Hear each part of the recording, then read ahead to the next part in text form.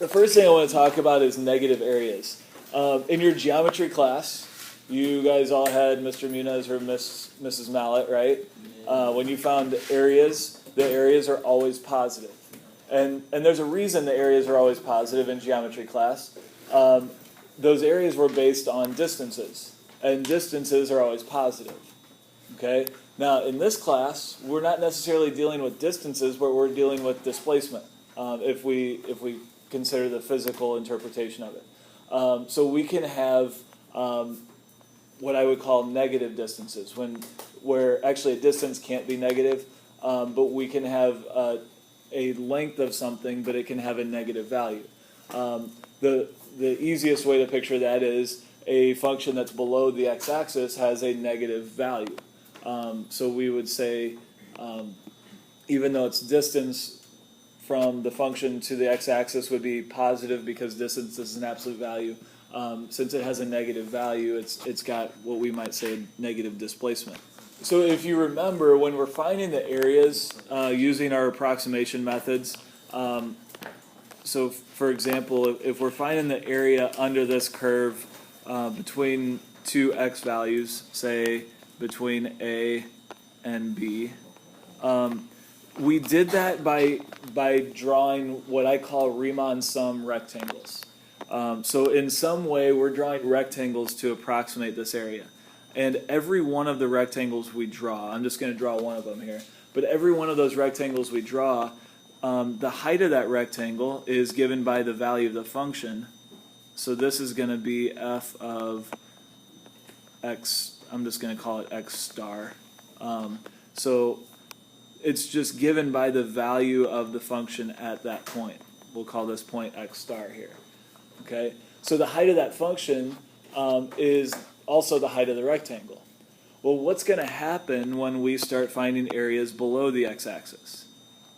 Okay, so let's say we're finding the area of this region right here from A to B, and we use a Riemann sum rectangle at some x value.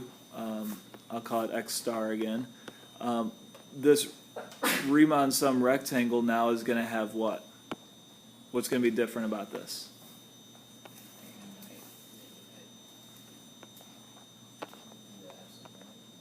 F of x star is going to be what? Negative. It's going to be less than 0. And so delta x is still going to be positive, delta x being the width of this rectangle. So we have a positive width of the rectangle and a negative height for the rectangle. So this rectangle right here is going to end up with what we're going to call a negative area. Okay, so the way we would interpret this is an area below the x-axis is going to be negative. So areas above the x-axis are positive, areas below the x-axis are negative. We're going to see in your homework you've got a problem. Some of you already figured it out that the negative areas can cancel out the positive areas. If I were to ask you to find an integral for a function that looks like, that's a bad one.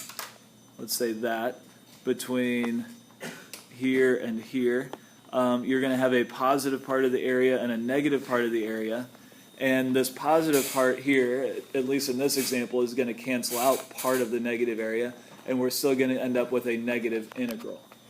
All right, so the values of the integrals are going to end up being negative. It's important to understand also, and this is, I've said some things that are a little misleading as far as this goes, but the area itself is not negative. We just interpret the area as being negative.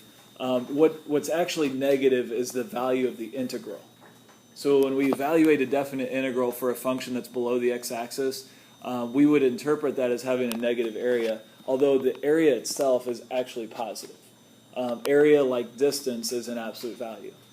Okay, but when we deal with an integral can have a negative value, indicating that part or all of the region is below the x-axis. Does that make sense?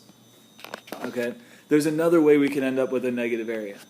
We could have a picture like this, and we could take an integral that would find the area from A to B, but it would give us a negative value if we go in the other direction. So if I were to evaluate the integral, instead of a to b, I go b to a of f of x, our function being f of x here, with respect to x. What's happening here is I'm going to start at b and I'm going to go back to a. So I'm going in a negative direction. Essentially what happens here is, even though the values of the function are positive and the Riemann sum rectangles are above the x-axis, our delta x now is going to be negative. Because if we start at b and go to a, we have to have a negative delta x in order to work backwards. So since delta x in this case would be negative, we would have a negative width times a positive height, which would give us a negative area. There's two ways that we can get negative areas. We could have a region that's below the x-axis, or we could be evaluating an integral backwards from right to left, and that would give us a negative area. Those two things would cancel each other out, as you might expect. If you evaluate an integral from right to left and the function is below the x-axis, then you're going to have a negative width times a negative height, which is going to give you a positive integral. Okay, so that just comes from the rules of multiplying negatives times negatives. We would end up with a positive integral there. I will say things like a negative area, and it's important that you understand that I don't actually mean negative area. What I mean is a negative integral, which we would interpret as an area that is either backwards or below the axis.